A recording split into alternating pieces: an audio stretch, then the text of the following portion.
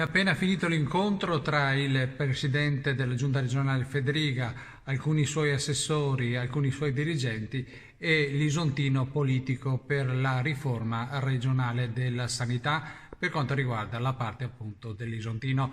E l'ultima volta che un governatore è stato qua dentro è stato quando ha annunciato la chiusura del punto nascita. Speriamo che questa volta sia l'inizio di una nuova sanità. Devono essere le opzioni, i diversi punti chiave della riforma proprio con il territorio e perciò con noi. Perciò grazie naturalmente anche a tutti i colleghi, sindaci, amministratori, consiglieri regionali, assessori regionali, che dobbiamo dire che se potevi venire con i colleghi abituato sul tavolo della giunta, è più facile. Dopo aver provato un po' a fare l'assessore, è più facile stare sui banchi del consiglio, no? Chi fa l'assessore, saluto anche Nicoli, altro consigliere regionale. Abbiamo invitato, come sapete, oltre che i sindaci, abbiamo invitato le organizzazioni sindacali, perciò medici, infermieri, OS, abbiamo invitato diversi naturalmente consiglieri regionali e deputati eletti nella nostra circoscrizione. Per ottimizzare i tempi e darvi modo perciò di illustrare questi punti chiave della riforma, ho ritenuto più opportuno consegnarvi, l'ho già fatto all'inizio, consegnarvi in una busta le aspettative e le criticità del nostro territorio, riservandomi ora solo il tempo di augurarvi il benvenuto e svolgere alcune sintetiche considerazioni. Tranquillizzo gli amici, ho scritto per evitare, visto che mi consente di essere più sintetico, cerco di stare 7 minuti e mezzo, parlo di un pezzo, mal che vada 30 secondi in più, mi contengo avendo preparato 2 righe scritte. Gli ospedali non sono un patrimonio dei comuni, né tantomeno dei sindaci, bensì di tutta un'ampia comunità che va ben oltre i ristretti confini dell'ex provincia. Ecco perché il sindaco di Gorizia non è il solo difensore dell'ospedale di Gorizia, come portatore però degli interessi e dei diritti dei suoi cittadini e difensore delle prestazioni sanitarie offerte su tutto il territorio provinciale e consentiti naturalmente pro quota anche di quello extraprovinciale. Parimenti lo sono i colleghi sindaci di Monfalcone e tutti gli altri sindaci dell'Isontino qui oggi convenuti. Va da sé, vista la loro collocazione, mi riferisco ai 2 nosocomi di Gorizia e di Monfalcone, che quando parliamo possono essere considerati un unico ospedale diviso in due strutture, distanti tra l'altro 20-22 minuti, quanto molte volte da un reparto all'altro di un grande hub nazionale, andandoci a piedi con una barella. Nella lettera alla vostra attenzione, Presidente e Vicepresidente, ho ritenuto essenziale contestualizzare la riforma della sanità regionale che vi avviate ancora in essere, perché la situazione di crisi in cui vive oggi la sanità isontina e quella dell'ospedale di Gorizia è figlia di alcuni decenni in cui abbiamo fortemente pagato. E temo, ahimè, per generare quelle economie che avrebbero poi consentito di realizzare invece grandi sprechi altrove. La chiusura del punto nascita, per la quale Gorizia è l'unico comune ex capoluogo in Italia in cui non è più consentito nascere, non è nemmeno l'ultimo scippo che la nostra sanità ha subito. Se un bimbo ha bisogno del pronto soccorso pediatrico, a metà pomeriggio viene già dirottato a Monfalcone. E stiamo parlando non di adulti ma di bimbi, stiamo parlando non di interventi programmati ma di primo soccorso. Ebbene, i tagli sono stati fatti, ci hanno assicurato anni fa, perché trattasi di un servizio che costa. Ma guarda tu che roba, no Silvana? Noi pensavamo che il servizio sanitario fosse una cosa gratuita, anzi che producesse degli utili. Scusatemi per il sarcasmo, ma credetemi che quello che ci sentiamo noi sindaci sul territorio quando parliamo con i nostri cittadini non usano sarcasmo, ma i cittadini usano termini ben diversi. Chi glielo dice ai genitori di questi bimbi che la Regione getta letteralmente decine e decine di milioni di euro dalla finestra perché ha l'esigenza politica di mantenere 2 cliniche universitarie, come fossimo una regione di più di 5 milioni di abitanti? Sotto lo stesso tetto, cito Udine, ma ovviamente questo esempio vale anche per Trieste, convivono doppioni, uno ospedaliero e l'altro universitario, con direttori ed equipe mediche ben distinti, 2 reparti di oculistica, 2 di otorinolaringoscopia, 2 di ortopedia, 2 di dermatologia, 2 di chirurgia generale, 2 di neurologia, 2 di anatomia patologica, 3 di medicina, 3 di anestesia e rianimazione. Oltre a questo spreco derivato dalle doppie cliniche universitarie, vi sono reparti con degenza, il cui bacino di utenza è assolutamente sproporzionato, causando da sé sprechi immensi. Cito, ma sono soltanto alcuni esempi, giusto per farci capire dove, in un contesto in cui mancano, naturalmente in un contesto di risorse calanti, come si dice, c'è la possibilità di attingere alle risorse. Chirurgia plastica, in tutta Italia un solo reparto è considerato adeguato per circa 2 milioni di cittadini. Noi non ci facciamo mancare niente. Nel Friuli Venezia Giulia, anziché averne mezzo, noi abbiamo 1.250.000 abitanti, anziché averne mezzo, il mezzo non si può, ne abbiamo 3. Abbiamo 2 a Udine, 1 a Trieste. Chirurgia maxiofacciale, in Italia un reparto anche qui è considerato adeguato per 2 milioni di abitanti. Quanti ne abbiamo nella nostra regione? 3. 2 reparti a Udine, 1 a Pordenone. Neurochirurgia o cardiochirurgia, ad esempio, hanno il doppio dei reparti previsti per la nostra popolazione, ma non voglio andare oltre. La nostra comunità, ecco questo è il problema, la nostra comunità non si sente più di dire di essere quella che tira la cinghia per consentire invece sprechi altrove. O tutti insieme tiriamo la cinghia, ma non è più possibile che venga chiesto soltanto da una parte della comunità regionale. I capigruppo di maggioranza e di opposizione del nostro Consiglio Comunale vi hanno invitato ad esprimervi tutta la nostra assolutamente giustificata preoccupazione per le voci, sino ad oggi solo giornalistiche, secondo le quali l'Isontino verrebbe ulteriormente penalizzato. Non sono, l'ho dichiarato in diverse circostanze, non sono personalmente preoccupato di appartenere ad un'area vasta, perché temerei molto di più di appartenere ad un'area minima, non in grado cioè di assicurare quei numeri senza i quali non si riescono ad attrarre risorse finanziarie ed umane. Voglio avere la certezza che, come Monfalcone e Gorizia stanno operando per evitare doppioni, altrettanto lo faccia la Regione. Per questo non mi appassiona il dibattito sull'etichetta, area vasta, azienda sanitaria, distretti, ambiti o altri contenitori. Ritengo indispensabile però avere assoluta certezza che non solo la sanità goriziana e disontina non verrà ulteriormente penalizzata, subendo altri scippi, ma che potrà valorizzare quelle eccellenze che rappresentano un valore aggiunto per la stessa sanità regionale. Voglio avere certezza dei contenuti e non del contenitore, delle risorse assegnate e non di generiche linee guida. Come riteniamo che anche la governance dei 2 ospedali debba rimanere sul territorio per non doverci recare a Trieste o altrove con il cappello in mano. Un nostro timore, Presidente e Vicepresidente, è che gli ospedali isontini fossero inclusi nel medesimo contenitore dell'ospedale di Catinara. Perché se ciò fosse, è molto probabile, quasi fisiologico, che questa struttura sia capace di drenare le risorse di tutto il contenitore.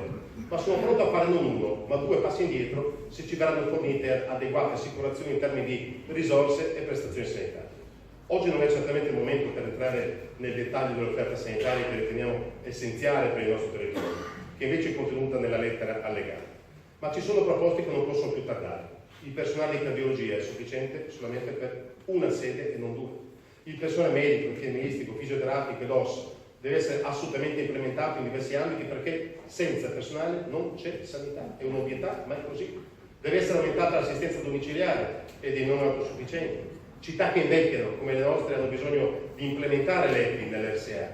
Dobbiamo garantire una morte dignitosa con almeno 5 o 6 letti di hospice. Non chiediamo la luna, il rispetto della dignità delle persone. Pensavo che non fosse nemmeno necessario in questo consesso ripetere da anni e anni questi argomenti. È necessario tutelare le eccellenze, come le cito, ma non sono tutte: urologia, sinologia, chirurgia bariatrica, ortopedia protesica, dermatologia. Mi riferisco ovviamente a quelle dell'ospedale di Gorizia, altrettante ci sono quelle nell'ospedale di Monfalcone. Va assolutamente sostenuta la collaborazione sanitaria transfrontaliera con la Slovenia nell'ambito del GECT, a cominciare dal percorso Nascite. Trattasi di un impegno già assunto dalla Regione che corrisponde ad una priorità per la comunità goriziana, da cui dipende il successo o l'insuccesso del GECT nell'ambito sanitario. Ed appare scandaloso come con assoluta leggerezza ed irresponsabilità oggi qualcuno voglia cambiare le carte in tavola. Non lo permetteremo. Pretendiamo che la politica intervenga laddove qualche burocrate gioca lo sfascio. Chiediamo di attivare anche i collegamenti da Gorizia e Monfalcone verso Udine, Trieste e Pordenone, o sostenere quelli già in essere, per assicurare la possibilità di far fruire della specialistica e della diagnostica anche ai nostri cittadini negli hub regionali. Signor Presidente, signor Assessore, mi auguro che con quanto premesso si possa comprendere che Gorizia e Isontino non chiedono cose impossibili, ma semplicemente la possibilità di esercitare il diritto alla salute. L'offerta sanitaria, più di altri servizi pubblici, è quella che accresce o sottrae appeal ad un territorio. Sono certo che la riforma che adotterete non individuerà cittadini di Serie A ed altri di Serie B, ma ci saranno solo e sempre cittadini. Grazie Presidente, grazie Eccellenza.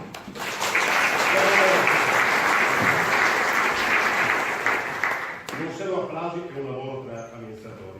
Comunque grazie.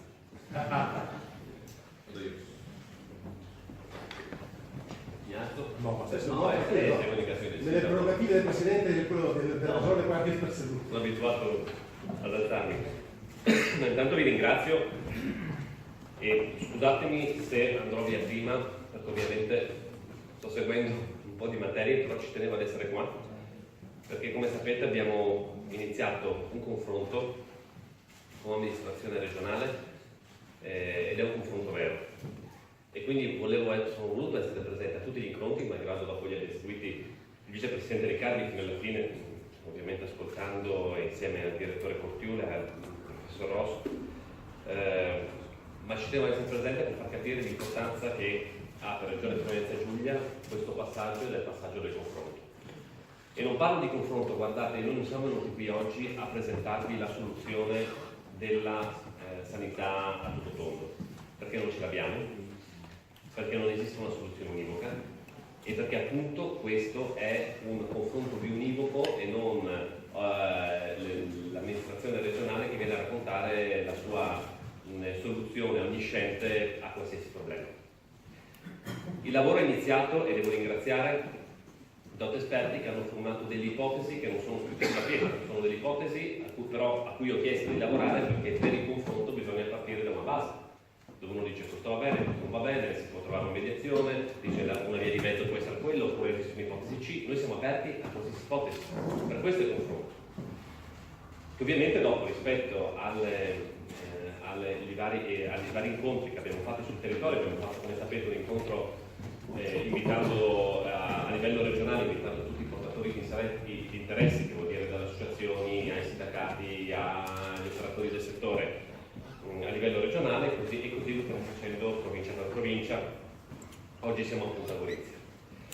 Io devo ringraziare intanto del lavoro che è stato svolto fino ad oggi, perché devo dire che è la cosa che mi ha fatto piacere, ve lo dico con una soddisfazione rispetto a una materia estremamente complicata, però quella che mi è stato detto da medici, infermieri, operatori del settore, è la prima volta che succede che arriva una cosa del genere. Di solito avviene la riforma e ce la prendiamo e ce l'accettiamo e cerchiamo di farla al meglio. Noi anche, e lo dico in modo egoistico, per tutelare l'amministrazione, pensiamo che una riforma può essere la migliore del mondo, ma se non c'è una collaborazione complessiva non funzionerà mai.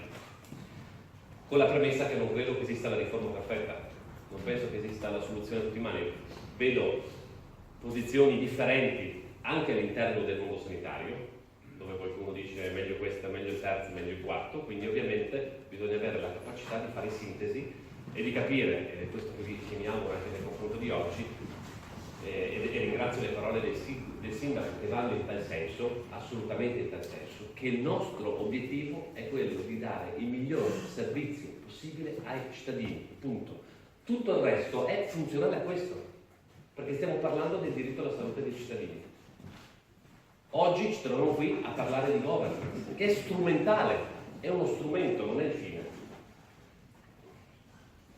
È un primo passaggio, sì. Chiaramente quanto raccontava il sindaco sarà il grande dibattito e la grande sfida che ci appresteremo ad affrontare durante il prossimo anno, dove andremo a continuare in modo, devo dire, ancora più approfondito questi confronti per quanto riguarda l'organizzazione sanitaria e la programmazione. Oggi siamo qui a dire, bene, sappiamo che dobbiamo arrivare a un'organizzazione ottimale, come strutturiamo la governance? Ed è questo la domanda che vi facciamo, perché ripeto, non siamo qui soltanto venuti a essere dispensatori di verità assoluta. Siamo venuti qui a raccontare delle ipotesi. Devo ringraziare anche il vicepresidente Riccardi, il direttore Cortiule, il professor Rosso, per il lavoro che ci hanno messo in questo confronto costante e continuo, sapendo che, e ve lo dico da Presidente della Regione, la cosa che mi sarebbe stata più comoda al mondo è di avere un sistema che già funziona, già dalle risposte, perché guardate, quando si mette in mano il sistema sanitario è sempre difficilissimo, perché qualsiasi scelta pone mille dubbi, E i dubbi non sono, lo dico sempre, se una strada è asfaltata bene o no, perché là le cose possono non funzionare. Ma se c'è un problema di diritto alla salute, non diventa il problema si trasforma in dramma. Ed è quello che noi vogliamo evitare. E per questo vi chiedo, con queste premesse, veramente, perché dopo ognuno, e mi metto prima in discussione io, che sono alla presidenza dell'amministrazione regionale, tante volte magari cerco di guardare la materia dal nostro punto di vista, che è quello della regione. C'è questo rischio. E magari in assoluta buona fede, però rischio di avere un'amministrazione parziale, come dirò, scusate la semplificazione, so che non è così, ma qual è la strada più comoda per l'amministrazione regionale? Così immagino ognuno, in buona fede, perché uno magari vede quel settore, vede da quell'ottica, da quel punto di vista, e la direzione che vede è un pochino limitata. E così come tutti voi, nel proprio settore, ovviamente, noi dobbiamo fare quello sforzo, e cerco di farlo anch'io, e non è così scontato che lo riesca a fare, ve lo dico, perché nella storia natura umana. Però cerco quello di distanziarmi dalla mia ottica e avere sempre bene in mente qual è il bene della comunità, come posso arrivare al meglio dei servizi, estraniandomi dalla posizione temporale che in questo momento ho e dall'amministrazione che in questo momento rappresento. E capisco le criticità fatte emergere dal sindaco, ovviamente ho avuto modo di confrontarmi con amministrazioni locali, vedo qua il sindaco Cisini, ma con altre amministrazioni locali, capisco quanto ha subito il territorio del Goriziano e dell'Isontino negli anni. Se ve lo dico chiaramente, indipendentemente dalla governance, che la governance secondo me è il fine, è un mezzo. Oggi in teoria dice non c'è Trieste, non c'è Udine, c'è tutto, deve essere pieni di servizi, pieni di risorse. Beh, purtroppo così non è stato, lo dico purtroppo, perché se fosse stata questa la soluzione per il vostro territorio, ma chi ve la tocca? Purtroppo così non è stato. Purtroppo abbiamo visto dei servizi che sono oltretutto stati scippati nel tempo rispetto alla situazione addirittura pregressa. Tengo a precisare, questa non è una riforma per risparmiare. Non mi interessa risparmiare sulla sanità. È una riforma per dare i migliori servizi possibili ai cittadini.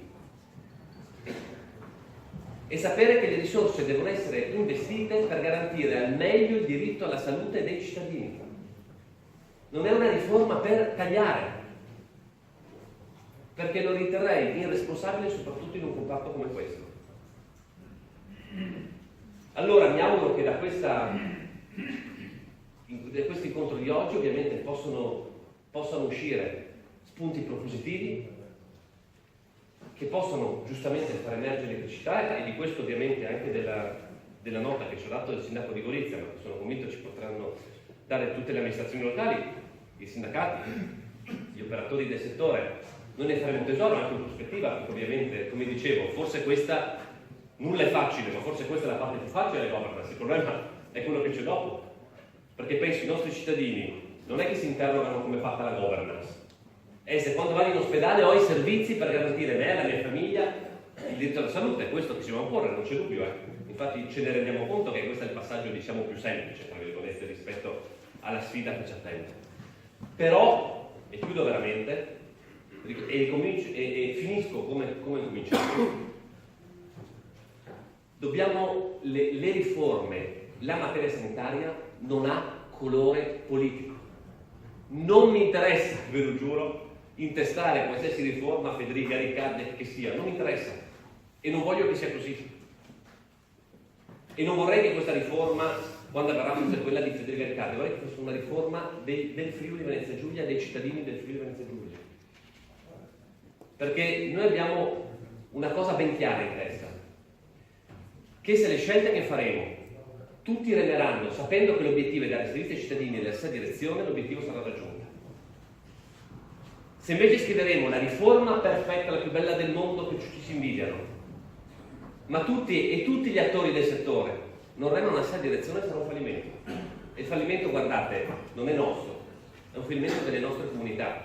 E penso che dopo gli anni che abbiamo vissuto non ce lo possiamo permettere. Quindi ognuno si prenda il merito della riforma Non ci interessa nulla. A me, la mia speranza è soltanto che riusciamo a garantire i migliori servizi possibili e il miglior diritto alla salute possibile ai cittadini del Friuli Venezia Giulia, del Goriziano e dell'Isontino. Grazie mille e buon lavoro a tutti.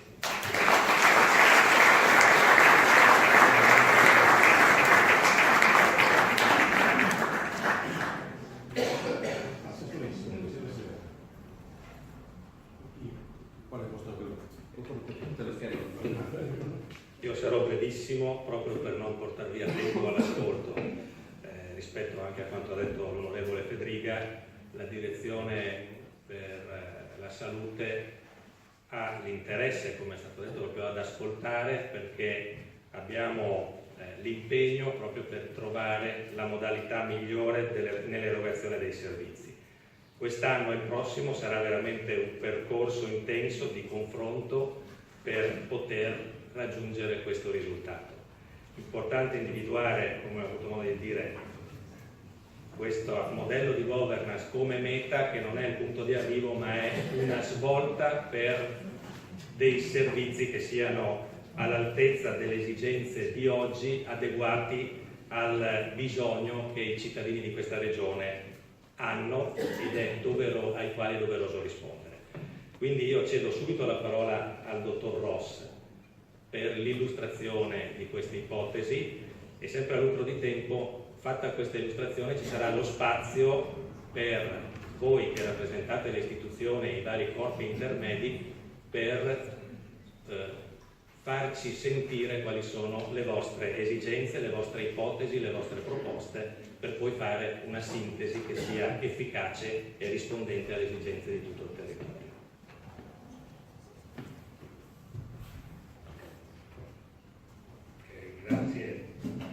Grazie direttore, buonasera signor Sindaco, buonasera a tutti voi presenti oggi. Faccio una brevissima premessa del perché sono qua io, cioè la Giunta regionale ha incaricato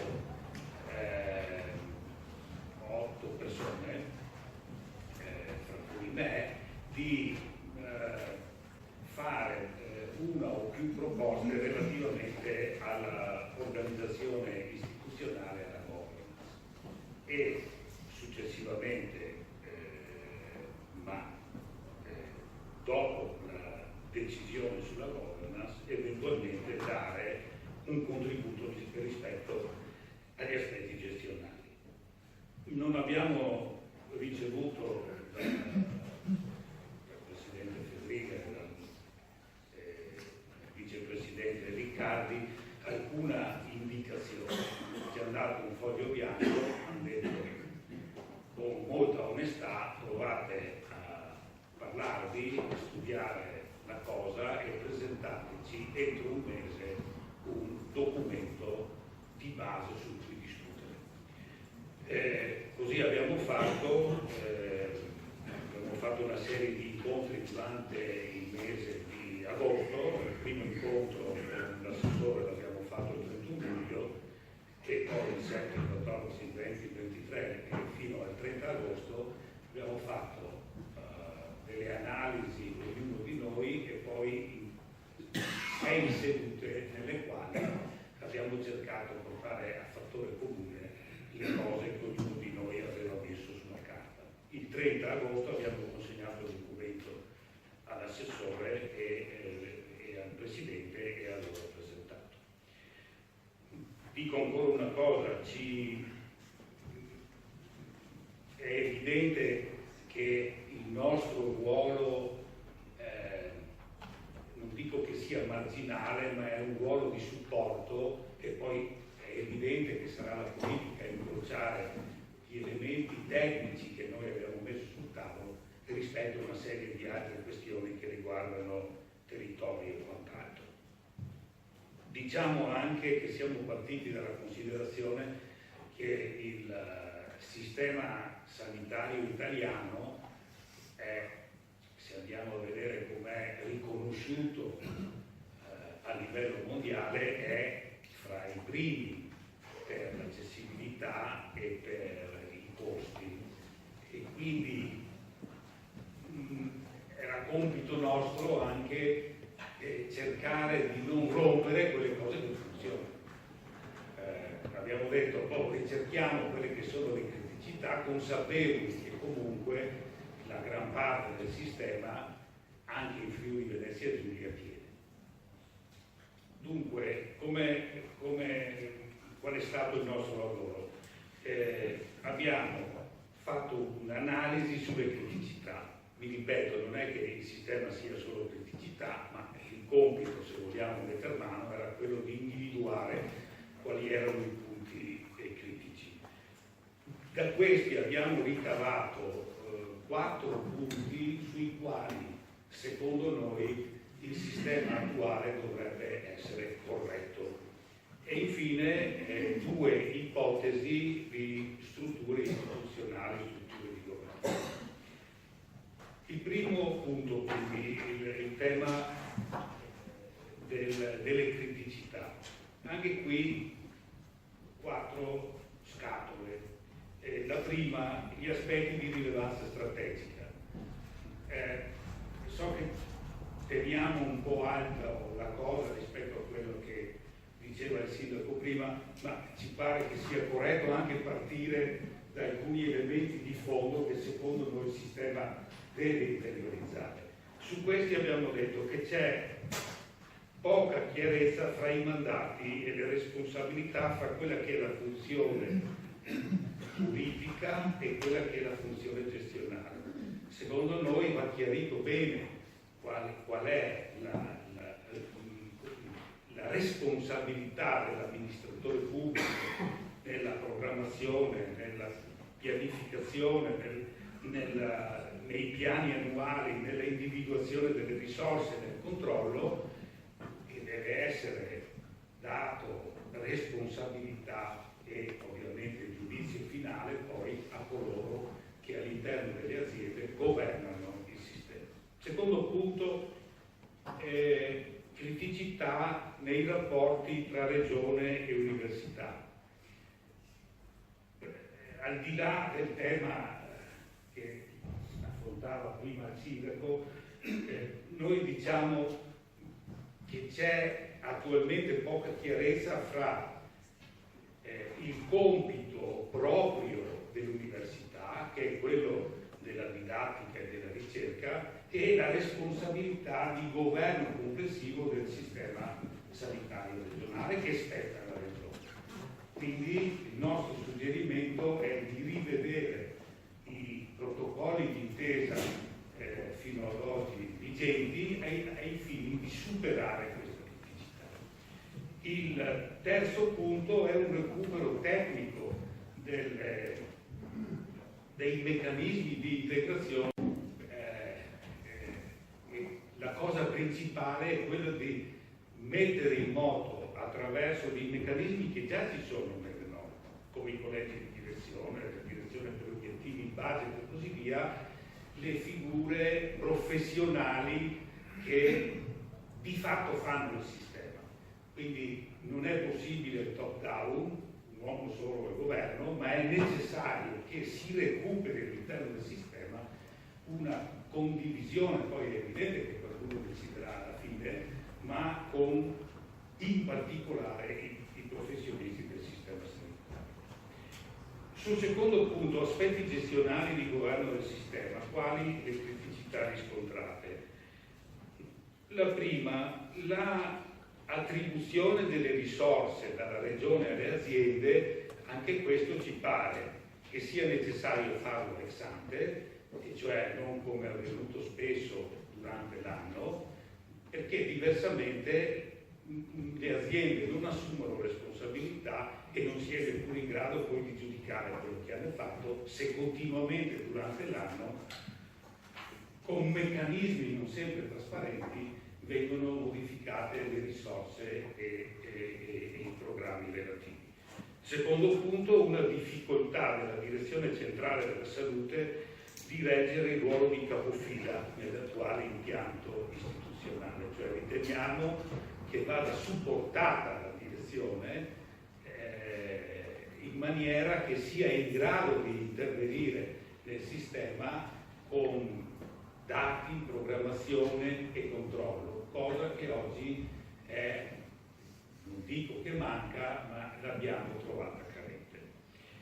E il penultimo punto di questo box riguarda la formazione, e che non intendiamo la formazione professionale dei medici, degli infermieri, ma la formazione più manageriale, sia di quello che viene chiamato il top management, diciamo, sia quello di mezzo, il mid management. Cioè questa regione nel tempo, non negli ultimi anni, ma da molto tempo, non investe su questi meccanismi. Ogni cambiamento, se non riusciamo a far capire, a formare le persone rispetto alle modifiche che si fanno, è difficile che il sistema corra sui binari che sono stati indicati. L'ultimo punto riguarda l'inadeguatezza del sistema informatico e informativo. Su questo è anni che ne parliamo, viene attribuito spesso all'INSIE la difficoltà, ecco, di fornire dati, elementi e così via. La nostra idea è che il sistema ha molte informazioni, ha bisogno che queste informazioni siano coordinate rispetto ai mandati della direzione, del momento strategico oppure del momento aziendale, ed è secondo noi necessario che i professionisti della sanità siano i protagonisti della creazione dei sistemi informatici di cui poi loro hanno la necessità. Se invece questi vengono comprati dall'esterno e calati nelle diverse realtà, abbiamo visto conflitti e difficoltà ulteriori. Il terzo punto, e qui abbiamo dedicato più di una seduta, e riguarda il tema dell'offerta sanitaria, quella ospedaliera e quella territoriale. Partiamo da quella ospedaliera. L'idea che ci siamo fatti è che guardare i flussi naturali delle persone, dove vanno, e come dire, ci siamo fatti una ragione che i tre blocchi, le tre aree vaste sono tre contenitori che assorbono circa, rispetto ai loro cittadini, oltre l'80% delle cure, e quindi suddivisioni territoriali che non tengano conto dei flussi naturali, secondo noi è una cosa sbagliata, e quindi rientrare dentro questi percorsi. Il secondo tema invece è quello che chiamiamo hub and spoke, che chiamiamo ospedali grandi, ospedali piccoli, che abbiamo chiamato in tante maniere, ospedali di rete, ospedali di riferimento, ospedali di primo livello, ospedali di secondo livello. Qui la considerazione che facciamo non è tanto una considerazione di tipo economico, quanto una considerazione di tipo medico, nel senso che gli ospedali, scusate se faccio questo richiamo, gli ospedali fino agli anni 70 erano ospedali che garantivano tutto o quasi tutto ai cittadini di riferimento. Parlo di Sacile, parlo di Gemona, parlo di Gorizia e così via. Ma perché questo? Perché non c'era la specializzazione che c'è oggi. Quando c'era una medicina generale, una chirurgia generale, un supporto diagnostico, chiamavamo i gradi, che un supporto diciamo di laboratorio, l'ospedale aveva tutto. Nel tempo, via via, ci sono state le diverse specializzazioni, cioè le due madri, la chirurgia e la medicina, hanno cominciato a figliare specializzazioni che sono decine. Il primo tentativo un po' in tutta Italia è stato di implementare con le nuove specializzazioni tutti gli ospedali. A un certo punto ci si è accorti che per quantità di persone e anche per costi non era possibile che tutti gli ospedali avessero tutte le specializzazioni. Da qui nasce in tutta Italia il tema dell'hub and spoke, e cioè dell'ospedale che non ha tutte le funzioni, che ha bisogno dell'ospedale che ha le altre funzioni, di un intervento a supporto, di un aiuto. E qui c'è la preoccupazione di tutti, e cioè quella che l'ospedale grande mangi l'ospedale piccolo. Però su questo noi siamo stati chiari con la Giunta, abbiamo detto, secondo noi gli ospedali sono ospedali, sono tutti ospedali, e quindi devono avere la loro budget, la loro protezione sanitaria, amministrativa, e definite le funzioni, che non è il caso che abbiamo analizzato noi, devono avere anche i loro primari. Cioè il tema dello scavalco secondo noi non è un tema risolutivo, non è mettere assieme teoricamente due ospedali. Alla fine, se quello è un ospedale, per quelle funzioni deve essere in grado di funzionare e di dare l'uguale risposta dell'ospedale grande. Uno che si ricovera in medicina a Gorizia deve essere trattato nelle stesse condizioni di quello che si ricovera a Udine o a Trieste. Il problema è quando c'è la necessità di aiuto, diciamo, del momento specialistico, ed è quello che è l'intervento del cosiddetto hub o del secondo livello a favore dell'ospedale che quella funzione o quella specializzazione non ha. Il sistema in effetti si è modificato molto al di là di tutte le leggi. Cito solo due o tre dati. La specializzazione all'inizio della riforma del 90 era attorno a 250 per 1000, oggi è 140, quindi è quasi dimezzata. Quindi gli ospedali si sono comunque mossi. La degenza era 18 giorni, adesso è meno della metà. Ma le case di riposo avevano 6.000 posti letto, oggi viaggiamo oltre i 12.000. Non esistevano hospice, non esistevano RSA e così via. Quindi il sistema di per sé si è modificato. Il problema oggi è di dargli una caratterizzazione. Sentivo parlare della mancanza di hospice, è evidente che questa è una carenza.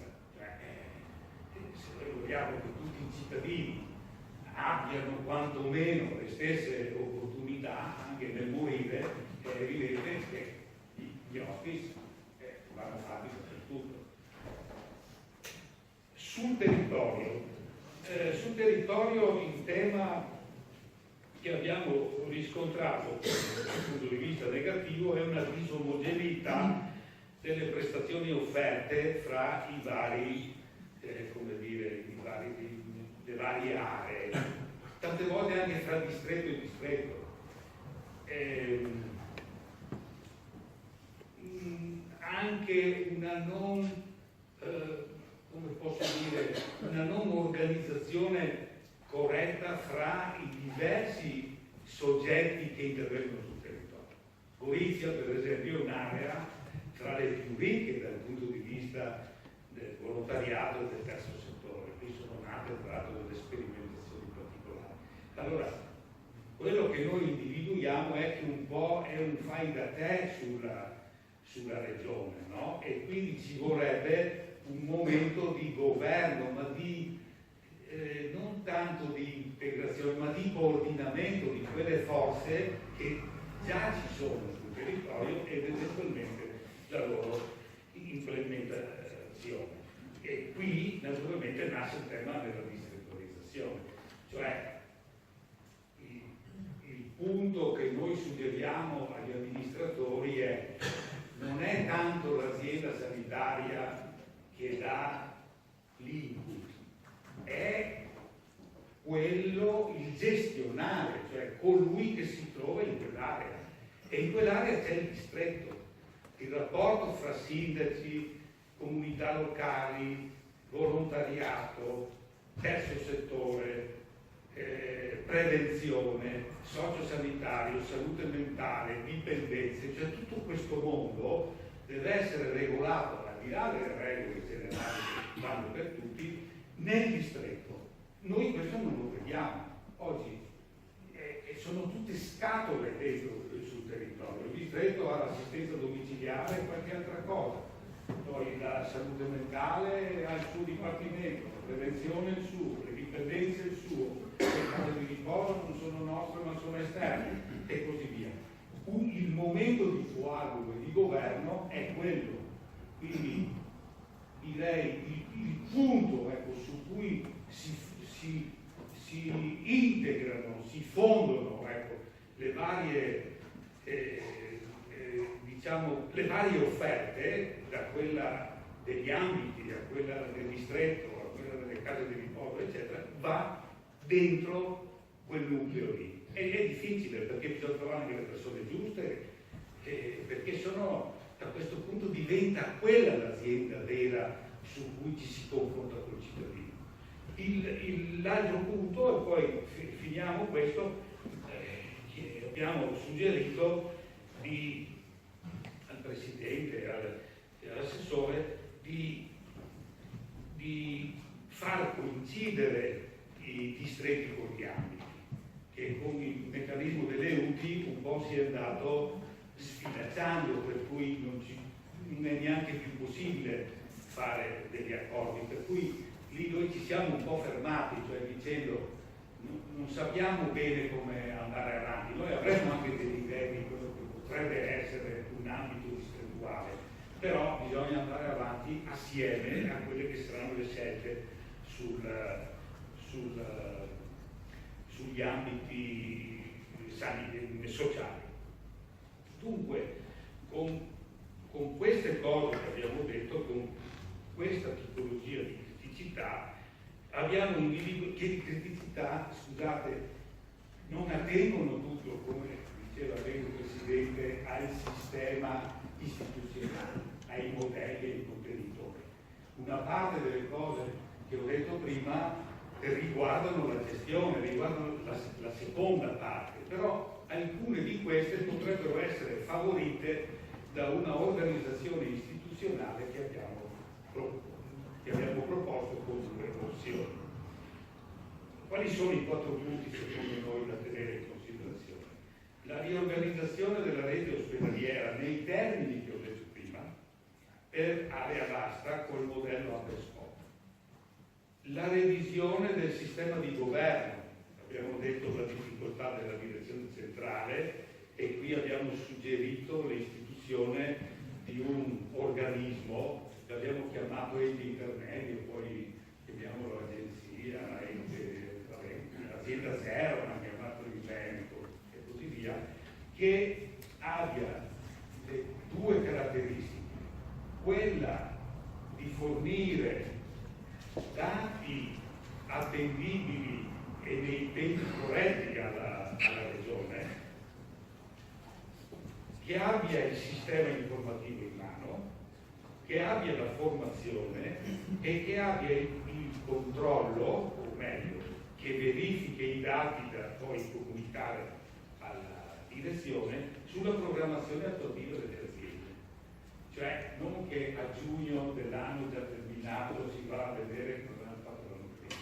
Durante l'anno, come avviene in tutte le organizzazioni, ci siano dei report in cui si capisce se gli obiettivi si stanno raggiungendo oppure si modificano se non sono raggiungibili. Il punto del distretto non mi dilungo oltre, la nostra idea è che qui ci vuole un colpo d'ala, cioè i distretti come sono oggi dovrebbero essere corretti, diciamo, con una maggiore competenza e responsabilità sulle diverse materie. Sull'integrazione invece fra ospedale, territorio e il resto, qui le nostre ipotesi sono 2 perché divergono su questo punto. O meglio, noi abbiamo 3 problemi di integrazione. Uno all'interno della rete ospedaliera. L'attuale meccanismo Aperscop non funziona, abbiamo nella rete territoriale, abbiamo parlato prima di un coordinamento migliore di quello attuale, e uno sono sulla continuità di cura, cioè fra il cittadino utente che è in ospedale, poi passa sul territorio, poi va in MSA, poi va in casa di riposo, poi appunto torna dentro in ospedale. Ecco, questo tipo di processo. Le due ipotesi sono uguali nei primi tre, e cioè la creazione di un ente intermedio, la strutturazione del sistema ospedaliero per area vasta e il potenziamento del distretto. Relativamente all'integrazione invece fanno due ipotesi. Una, mettiamo tutto dentro in tre soggetti, quindi che so, quello il pordenonese abbia gli ospedali APS, gli ospedali SPOC, le case di riposo, il territorio, e dentro lì si trovi la maniera di coordinamento. Per la seconda ipotesi invece diciamo, lasciamo a parte la rete ospedaliera, che si becchi le ferite e si mette in ordine fra APE, SPOC, eccetera, e teniamo un'azienda regionale del territorio che dia degli input che siano omogenei su tutto il territorio regionale, ma che potenzi poi i distretti che sono i veri gestori in sede locale. Queste due ipotesi sono state presentate e noi lì siamo fermati, Presidente. Grazie.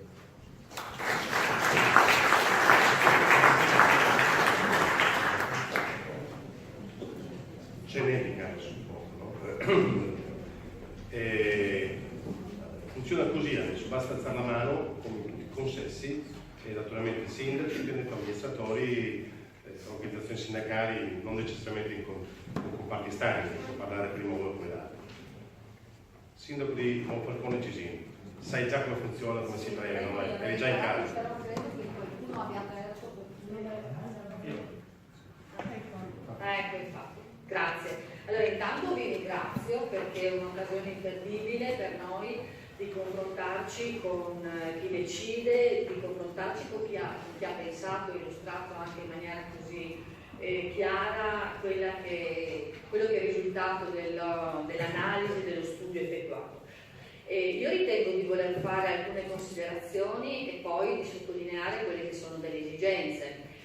Logicamente partiamo da una situazione complessa, come diceva l'amico Rudi, la situazione dei nostri due ospedali in particolare ha vissuto momenti migliori rispetto a quella degli ultimi anni e purtroppo anche adesso diciamo, siamo in un momento sicuramente non semplice perché come qualcuno bene ha detto prima bisogna avere una prospettiva corretta per ragionare di sanità, ovvero la prospettiva di chi riceve il servizio, che io ritengo sia la più importante. Per cui anch'io quando così parlo di sanità o ragiono di sanità cerco di astrarmi e di ragionare come l'utilizzatore del servizio, che oggi è veramente in una situazione complessa, vuoi per il numero di servizi che non ha direttamente sul territorio, e io per non ha intendo anche il tempo che è necessario per averlo qui rispetto a un'altra zona. Anche questa è una carenza importante che fa sì che poi, apro una piccola parentesi, è accaduto nel 2017, che fa sì che poi dal punto di vista economico, se vogliamo anche fare un ragionamento economico, ci siano quelle immigrazioni che costano anche in termini di bilancio ciascuna azienda sanitaria. Quindi il primo tema è la prospettiva. Come il sindaco di Gorizia anch'io non mi appassiono e non mi appassiona il tema del contenitore, proprio perché la prospettiva e l'obiettivo è quella del miglior servizio possibile per il cittadino che ha diritto in maniera paritaria al di là del luogo in cui abiti ad avere una sicurezza, una sanità sicura, efficiente, in grado di dargli anche come dire, alla famiglia un certo grado di prospettiva in termini anche di semplicità del governo della propria situazione. È chiaro che parlare nell'isontino è forse, io credo, un po' più difficile che ragionare in altri territori, perché noi abbiamo una realtà di residenti che è piccola rispetto al resto del Friuli Venezia Giulia, anche se questa è una provincia che partecipa al PIL regionale con una fetta abbastanza importante. Io sono un po' appassionata di numeri, dico se è vero che siamo il 12, però partecipiamo al 30. Questo lo dico perché ho appreso lo sapevo, ma insomma ho appreso anche oggi e di questo sono assolutamente contenta, che l'obiettivo è dare migliori servizi. Ecco, non siamo più, lo sottolineo, in una fase di tagli, siamo in una situazione in cui l'obiettivo è quello di ricreare le prospettive all'interno dei nostri ospedali, perché sono quelli che sicuramente hanno patito molto. In questi anni è stato fatto un taglio dei servizi negli ospedali a cui io credo non sia corrisposto poi un aumento di efficienza e di capillarità per quanto riguarda la sanità territoriale. Quindi che cosa noi riteniamo molto importante? Noi riteniamo molto importante che si torni a poter vivere il servizio sanitario con maggior, tra virgolette, credibilità. Cioè oggi siamo figli di liste di attesa infinite, ma per servizi importanti.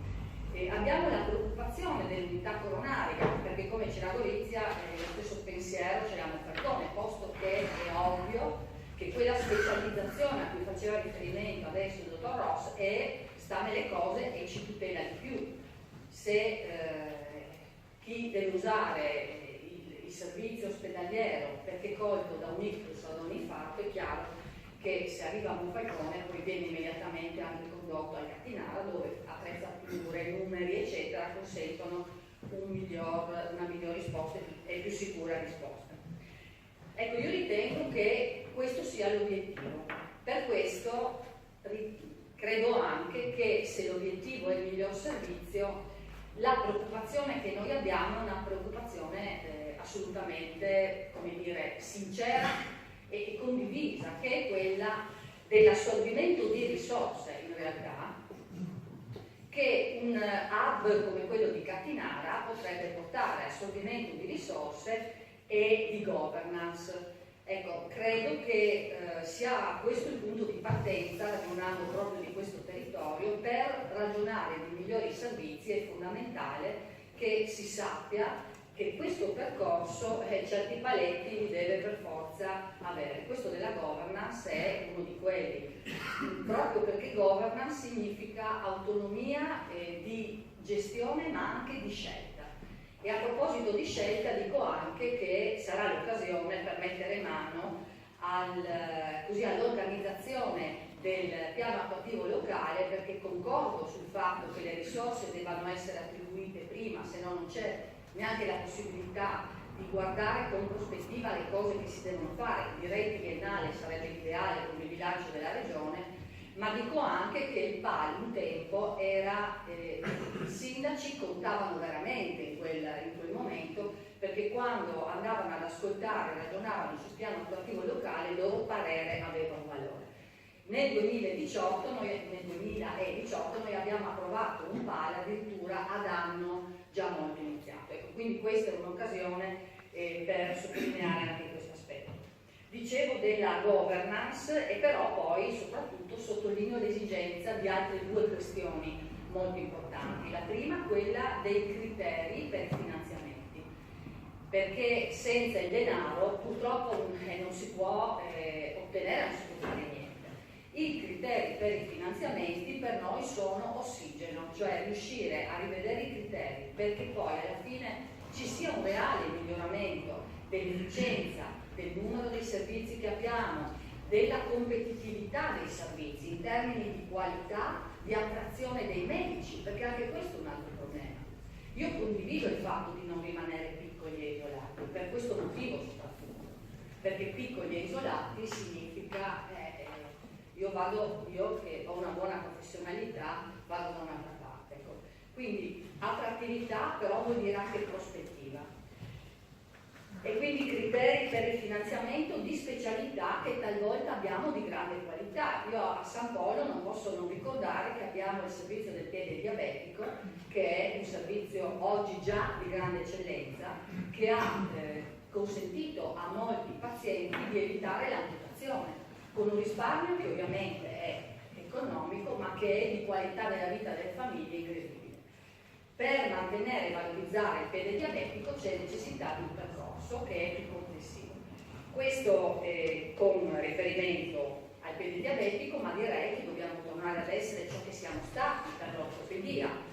Giusto, noi abbiamo bisogno di persone di qualità all'interno di questi ospedali dove la possono dare, ma anche voglio dire di chirurgia, il pronto soccorso. Ecco, ci sono delle questioni che vanno prese in mano quanto prima e affrontate anche organizzativamente.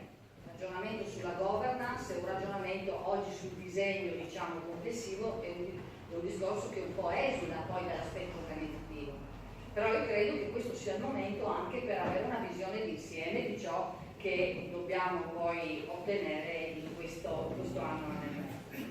Quindi con questo tipo di ragionamento vado ad aggiungere e chiudo anche la necessità che sia un'area, come dire, tra virgolette da tutelare, anche con la volontà di inserire in maniera esaustiva, precisa e chiara l'elenco dei servizi all'interno di quella che diventerà la norma. Perché, ripeto, il tema che invece mi appassiona è come dire, la prospettiva di avere certezza di servizi, di risorse, di governance, per i motivi che ho detto, rispetto a una come dire, situazione che invece potrebbe diventare molto più pericolosa e negativa e che nessuno vuole nel caso in cui non si decidesse di andare a precisare in questo modo ciò che noi riteniamo importante rispetto, voglio dire, soprattutto alla presenza dell'auto di Catinara, che è sostanzialmente quello che noi vogliamo scongiurare. Grazie.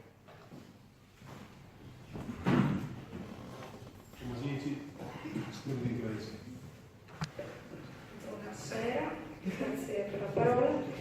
E volevo innanzitutto salutare il Presidente, il Vicepresidente e portare così un contributo, apprezzando sicuramente questo momento di confronto che apre un percorso partecipato, ma che mi auguro continui anche nel tempo, perché immagino che ci vorrà anche un momento di riflessione per analizzare le ipotesi prospettate e soprattutto per partire, cosa che è da perseguire. Dopo credo possiamo porci il problema appunto di come governare meglio il sistema per raggiungere questi obiettivi. Quindi la domanda più che altro che mi pongo è di capire meglio, quindi chiedo a voi come questa riorganizzazione, questo riassetto potrà risolvere problemi concreti, no? Alcuni problemi concreti della sanità regionale. Io, permettete, mi concentro un po' di più su quella che è la sanità territoriale, perché a differenza del sindaco di Gorizia e di Monfalcone, che hanno posto l'accento giustamente sugli ospedali, insomma aggiungo quello che è l'aspetto anche della sanità territoriale. Quindi ci si chiede, e mi chiedo come sindaco di Gradisca, ma insomma i colleghi qui del territorio potranno farsi le stesse domande, quali benefici concreti di miglioramento ci potranno essere per un paziente che soffre appunto di diabete o di una cardiopatia nei nostri comuni.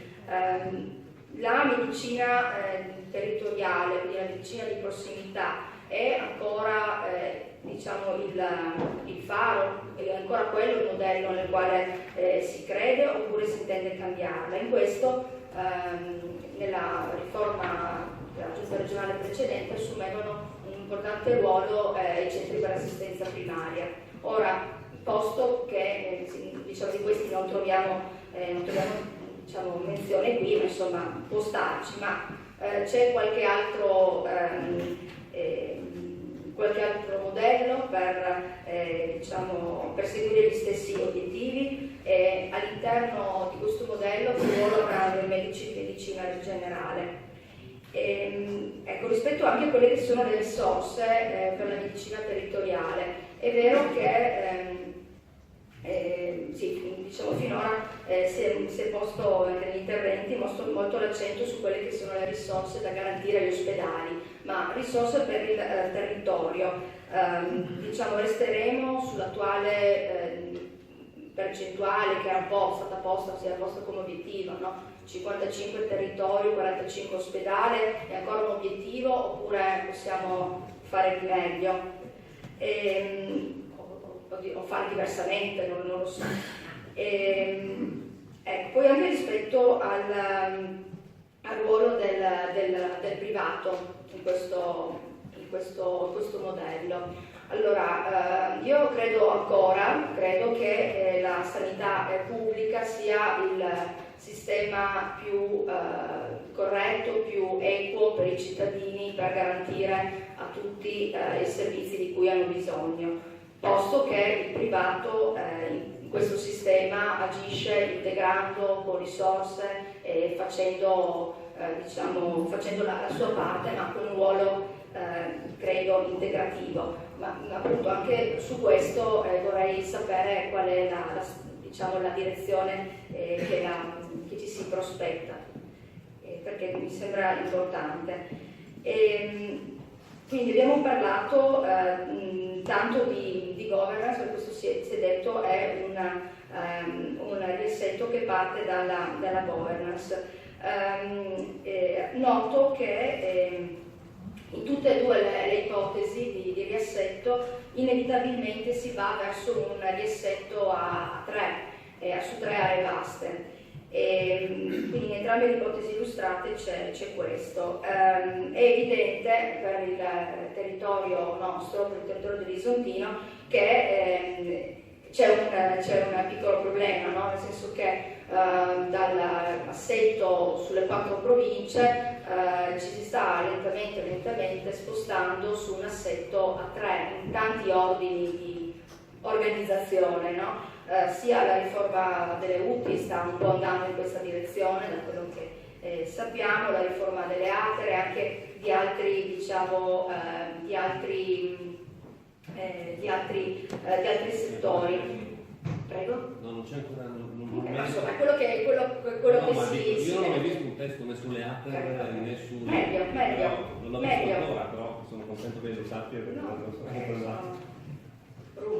meglio così, insomma, siamo rinfraccati da questo, perché capisce il Presidente. Comunque con le UTI, come stiamo facendo adesso.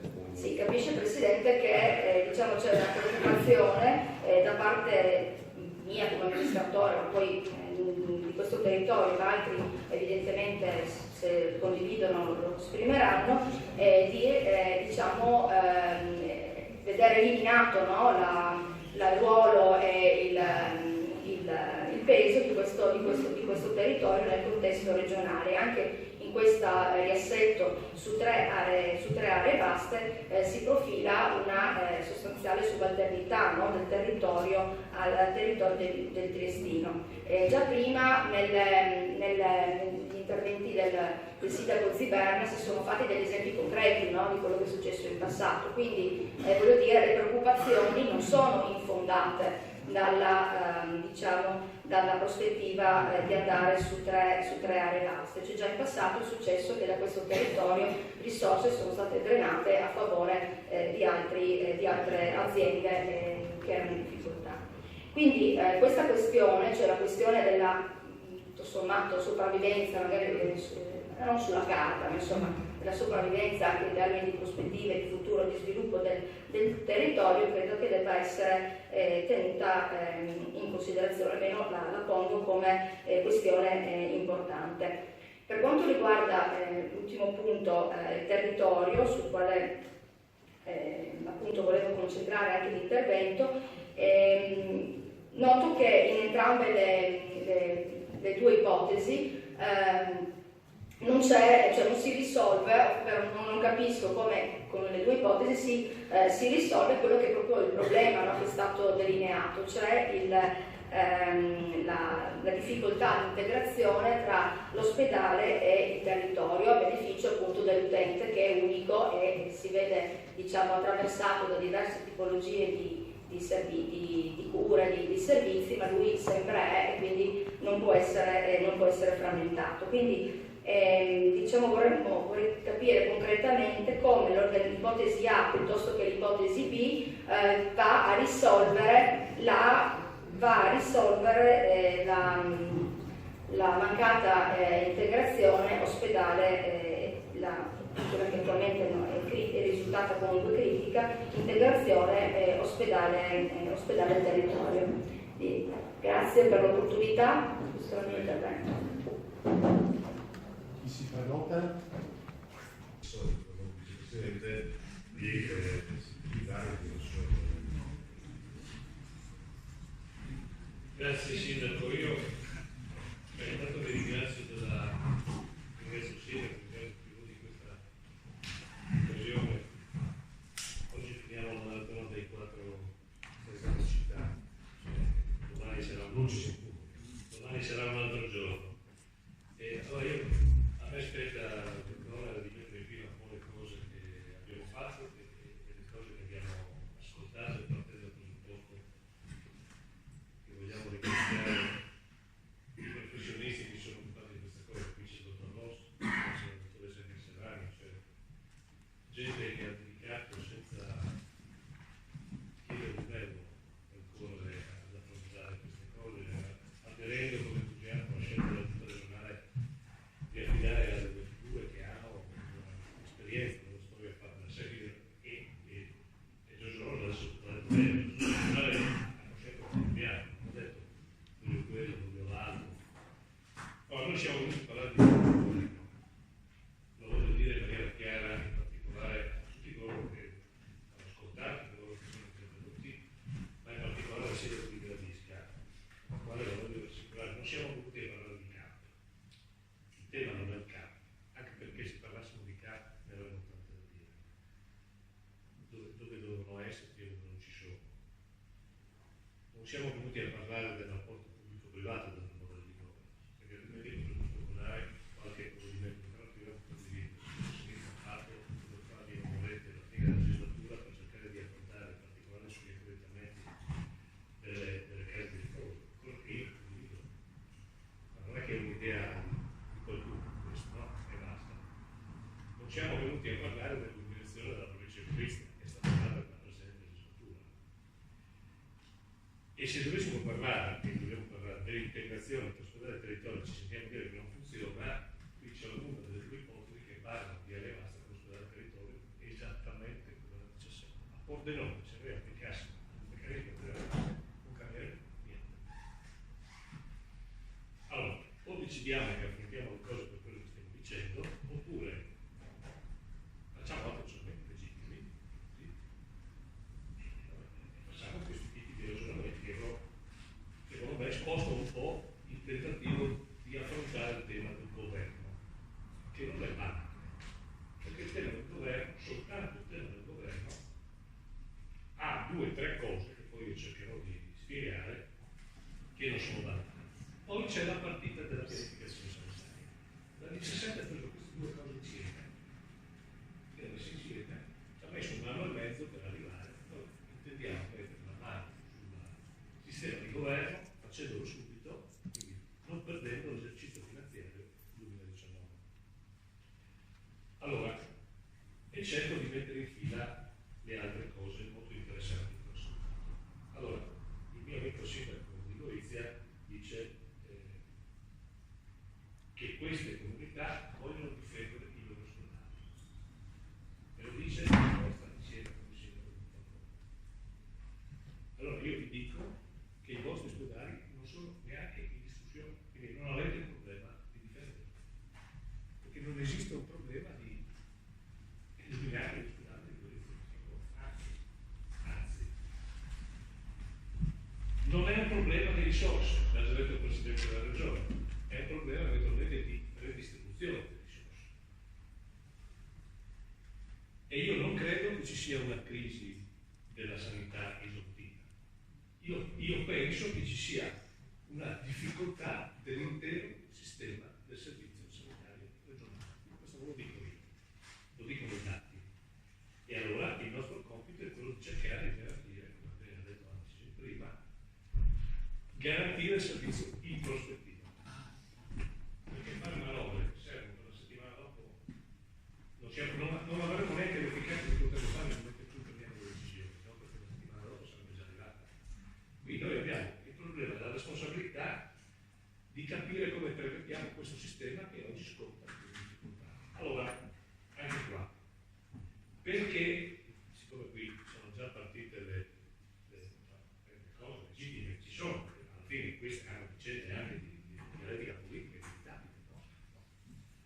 Allora, se entriamo con le un po'. Ma perché uno fa una riforma? Perché ci sentiamo dire che la preoccupazione di questa riforma è di mettere in stress un sistema che ha avuto negli ultimi anni molte riforme. E io sono consapevole di questo. E mi domando, ci domandiamo spesso, vale la pena di fare un'altra correzione. Però io pongo un'altra domanda e dico, se il sistema rischia un nuovo stress, ed oggi è già nello stress della 17, e i lavoratori sono preoccupati di subire un altro stress, allora io prima di fare, io mi rendo conto di questa ed è una delle mie più grandi preoccupazioni. Ma allora a questo io aggiungo altre due domande. Ma i lavoratori sono contenti di come stanno lavorando? Prima domanda. Seconda domanda. I cittadini di questa regione sono contenti di come hanno il loro servizio sanitario regionale? Perché questo sono due punti importanti. Allora, io può darsi che non abbia capito niente. Mi hanno spiegato che bisogna tenere tutte le cose come sono. Io ho un fragile ricordo di Massimiliano Federica, che faceva il candidato presidente di questa regione, diceva alcune cose e è stato votato il 57% dei cittadini. Qui noi stiamo discutendo semplicemente di fare quello che stava scritto nelle cose che Massimiliano Federica e tutti noi siamo andati a raccontare nelle ultime settimane nel corso della campagna elettorale. Io, qui c'è il mio analogo come ruolo di Ele Moretti, lui faceva il capogruppo della maggioranza, io facevo il capogruppo dell'opposizione, non è che io sto dicendo cose diverse da quelle della precedenti, no? Allora, cerco di fare dei ragionamenti pacati sul tema della governance. Allora, noi abbiamo un sistema che perde punti, cioè noi abbiamo un sistema che oggi, secondo tutti i dati, sta perdendo punti. A me non interessa stabilire per forza di ora, so che sta perdendo punti. E quindi, siccome un sistema di questo genere, tra l'altro ha un passato anche importante in termini di eccellenze, io credo che noi dobbiamo lavorare per invertire il processo di caduta rispetto a questa perdita di punti. Noi perdiamo in attrattività. Questi sono i dati oggettivi. Poi ci sono mille ragioni. Possiamo discutere delle ragioni per cui oggi noi perdiamo in attrattività. Quindi questo è, almeno questo, vogliamo riconoscere che sia una delle ragioni per le quali noi dobbiamo invertire questo processo. Perché uno non è che si sogna, guarda, io cioè, non è così, sono così contento di mettere in mano una norma e immaginando di fare una cosa, a me non mi interessa fare una cosa, buttare via quello che trovo, perché l'ha fatto qualcun altro, non mi interessa. Questo abbiamo vissuto un'altra stagione, no? Io e te eravamo lì. Non mi interessa neanche farmi dire che io sono più bello di qualcun altro, non mi interessa, cioè, non è questo il problema che abbiamo.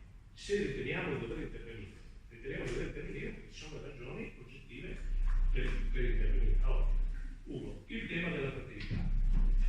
Allora, il modello del governo, ma cosa c'entra il governo? Se sono contenitori, non hanno le contenuti.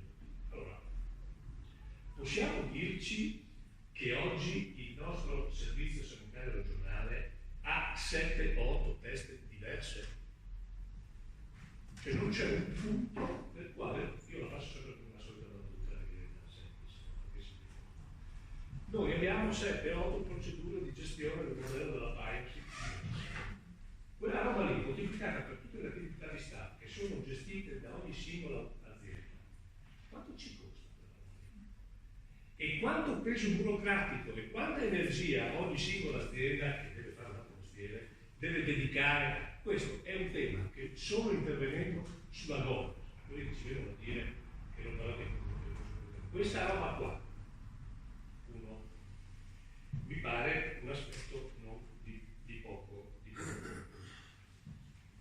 Altra questione, lo dico a Gorizia, dopo essere stato a Monfalcone più volte, essere stato più volte, questo qua sarà sempre volato via alla Pisana, ma io la prima volta che sono arrivato mi sono sentito dire che qui avevamo messo, la precedente amministrazione, avevamo messo insieme due cose che da loro non c'entravano niente. Ma perché se qualcuno sa la vigna, io me la ricordo bene.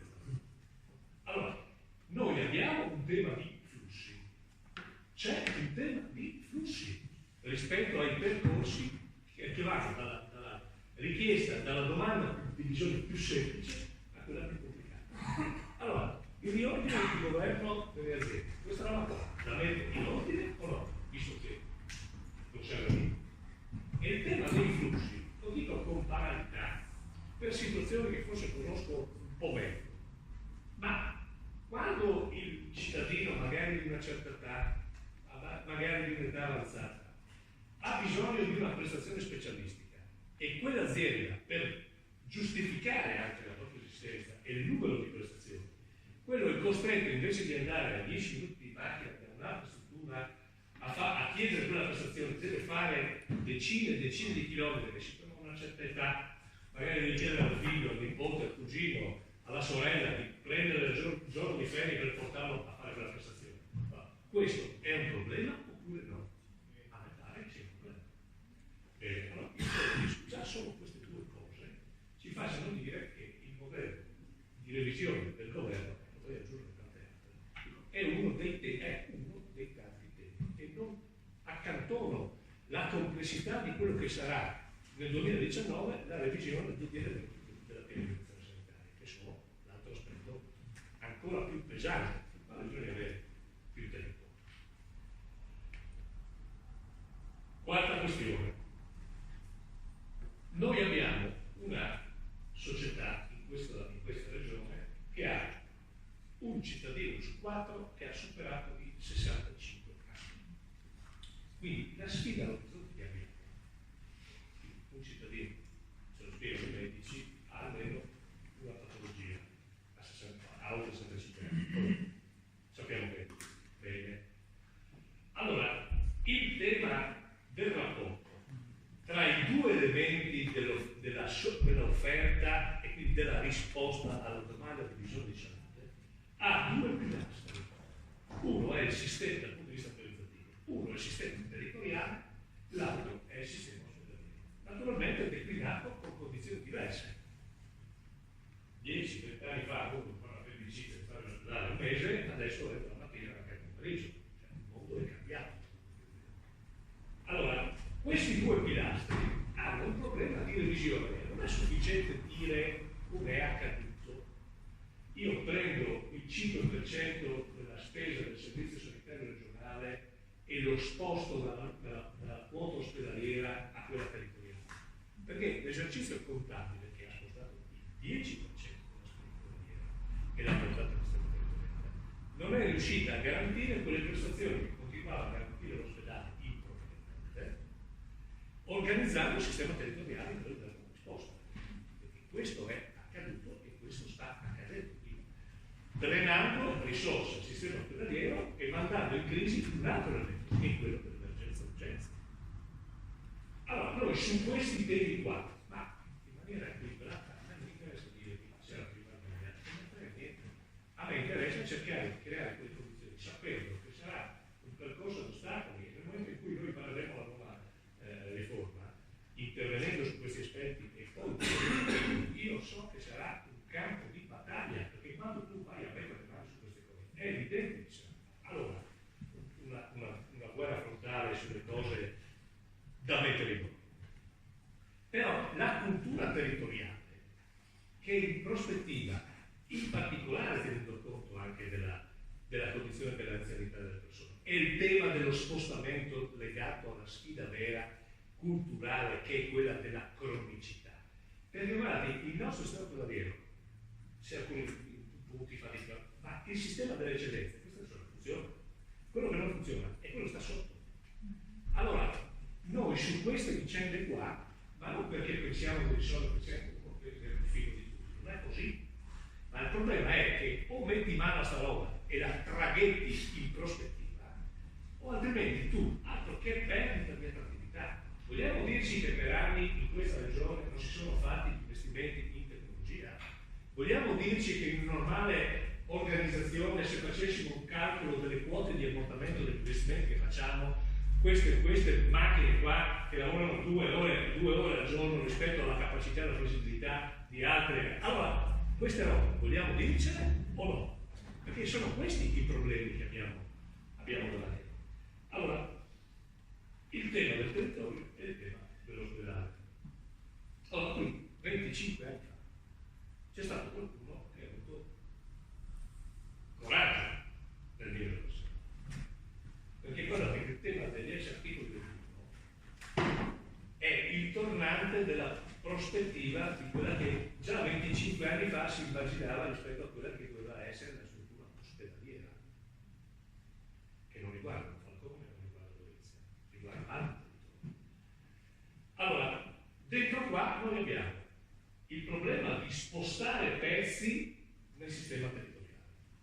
E spostare pezzi nel sistema territoriale, hai ragione quando dici c'è un tema di diversità, ma noi la diversità la mettiamo a posto se teniamo insieme un sistema che va dal trapianto di cuore di sotto, oppure, e guardate, queste non sono scelte politiche, questi sono solo aspetti di natura organizzativa. E allora qui entra in gioco la capacità di dire che il sistema distrettuale non è un esercizio, deve avere poteri, procedure e autonomie per declinare condizioni che in una piccola regione si presentano con situazioni completamente diverse se guardiamo Trieste o se guardiamo Sicilia, perché c'è una struttura sociale diversa, c'è una domanda diversa. Allora, però quella è la sfida territoriale, che è la sfida più difficile, è la sfida più complessa, è la sfida più articolata.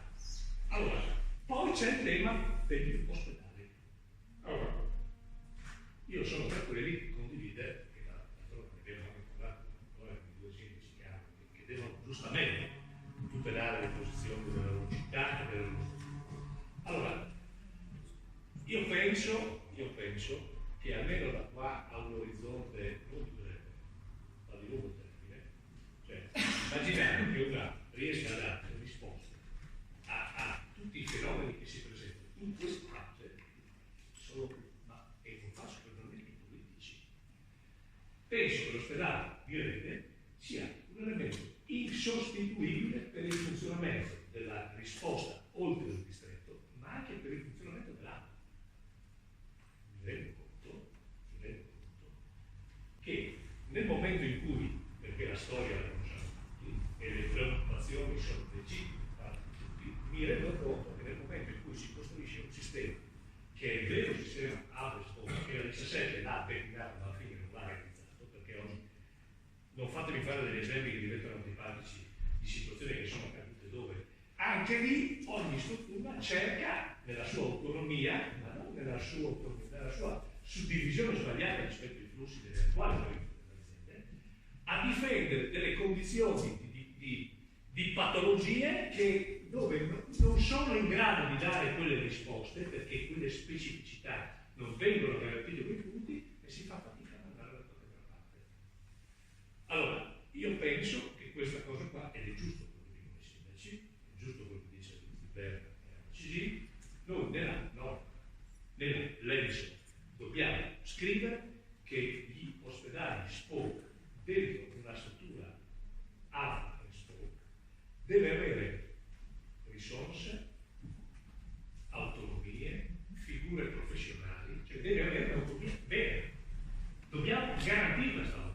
Ma questa non dobbiamo garantirla perché c'è un problema di tutelare i singoli, dobbiamo garantirla perché è normale che chi governa un processo ampio tenti, e qui c'è l'altro aspetto di come facciamo l'integrazione, perché questa vicenda dei percorsi di continuità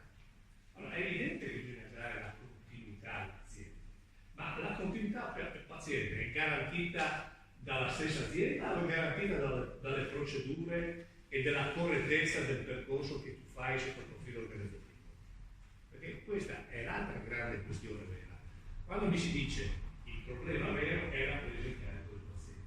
Allora guardate, io ho imparato, e sono abbastanza convinto del quello che dico, che noi sì abbiamo un problema di presa in carico, ma guardate che il problema, la sfida più grande che abbiamo noi rispetto allo spostamento delle prestazioni, alla scelta forte del sistema territoriale, la sfida più grande che abbiamo noi non è la presa in carico, è dove la mettiamo. E dove la mettiamo? Perché oggi l'attuale organizzazione rispetto alla casa di riposo, l'RSA e quello che sta sopra, lì c'è un buco. Noi abbiamo un buco, al di là del fatto che saremo capaci nel tempo di riuscire a organizzare il sistema di cronicità con un forte spostamento anche sulla produzione. Ma è una sfida della quale oggi non conosciamo l'oggettiva risposta. Allora, detto questo, c'è un ultimo tema che diventa determinante e ha due cose che sono secondo me sul tappeto, le ha ricordate Giorgio Rosso prima.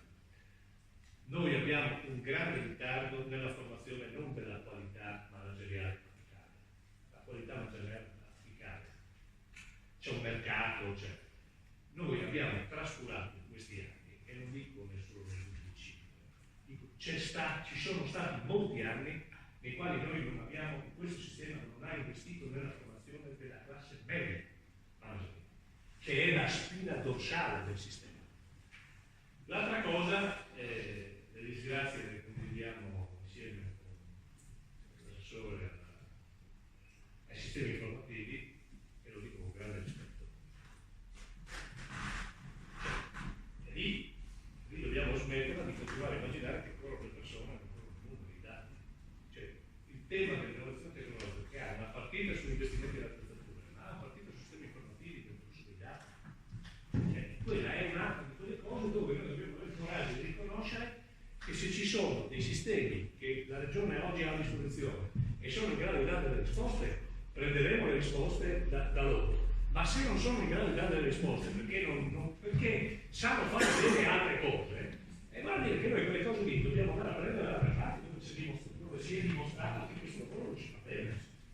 Perché il ritardo di questa vicenda qua, io penso, ho avuto più di qualche confronto, continuerò a avere, io penso che tutti i professionisti oggi scoprono questa difficoltà, perché se c'è un tasto di capire quello che ci si trova davanti, io credo che faccia agire il medico, l'infermiere, tutti, in maniera diversa. Tu sai se quello ha la pressione alta o non ce l'ha, se ha un anno o se ha 10 anni o ne ha 60. Cioè, noi non siamo nelle condizioni oggi di garantire le condizioni a chi opera di conoscere chi ha. Siamo nel 2018.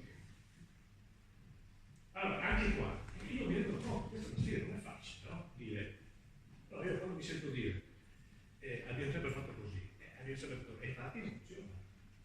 Questo non è un atto di accusa di fronte a nessuno, però questo è un altro dei grandi temi che abbiamo sul tappeto, sul quale bisogna avere il coraggio. Avere il coraggio e dire questa roba qua la fanno bene in Toscana e andremo in Toscana a capire qual è la soluzione migliore che hanno, che oggi è migliore della nostra. Perché se non abbiamo questo coraggio qui, guardate questo è almeno un terzo della partita.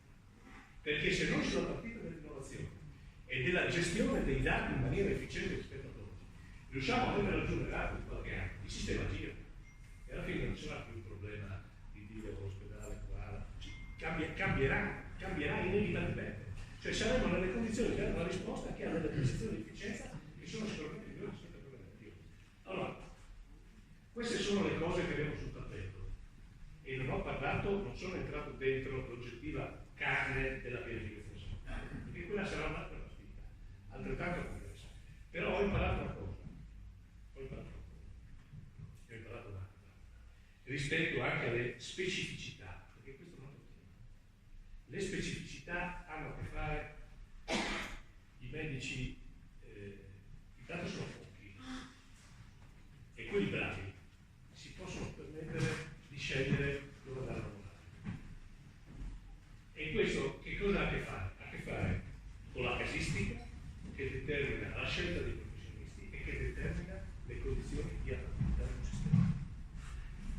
E qui anche sulla specificità, secondo me, tra gli ospedali A e la rete, abbiamo fatto ad esempio ce ne potrebbero essere, chissà, anche lì non è che possiamo pesardire, però dobbiamo specializzare queste cose, perché la specializzazione consente al professionista di avere davanti a sé un numero di attività che lo convince ad stato bene, perché altrimenti uno bravo se ne va, perché oggi è una funzione per fare. E guardate, non c'è soluzione al mondo, non c'è modello di governo al mondo, non c'è pianificazione sanitaria migliore se non si basa sulla qualità dei medici e degli operatori della salute che oggi si danno questo tipo di risposta. E la sfida è quella lì. E se noi non rimotiviamo questi e non consentiamo loro di avere una capacità, di avere una certa prospettiva, questa sfida non la vinceremo mai. Mi rendo conto che sia una sfida difficile, è una sfida impegnativa.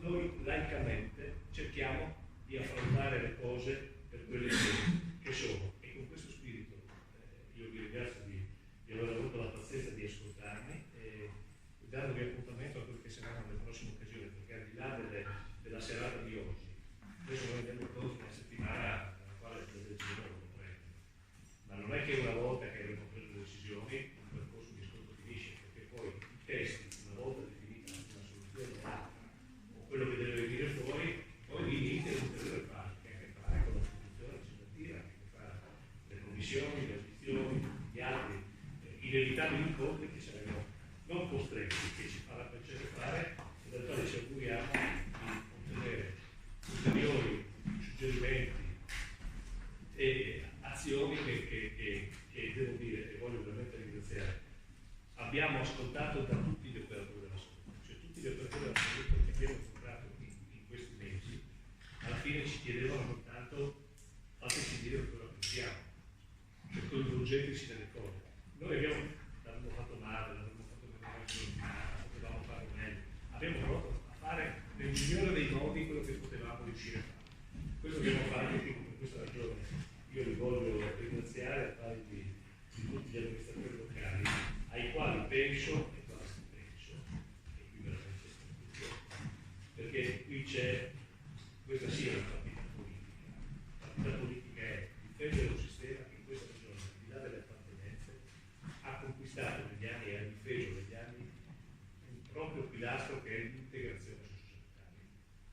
Però noi abbiamo in testa una integrazione sociosanitaria un po' diversa rispetto a quella del 17, che parli però di riforma degli enti locali e che consenta al sindaco di essere al sindaco, ai suoi assessori, il vero presidio della rete di protezione sociale.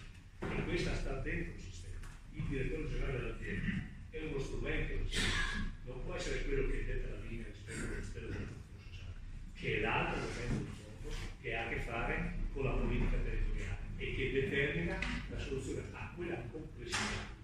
Giorgio Rossi è uno che a forza di raccontare le cose e dell'esperienza che ha vissuto dentro l'agenzia, dentro l'agenzia, ha fatto uno specchietto, poi questo lo potremmo distribuire, di che cosa significa questo sistema ospedaliero. Guardate la complessità del vostro sistema territoriale. La sfida vera è più difficile, è qua dentro. E questa non può essere affrontata senza la complicità e soprattutto il protagonismo del sistema di conflitto. Grazie.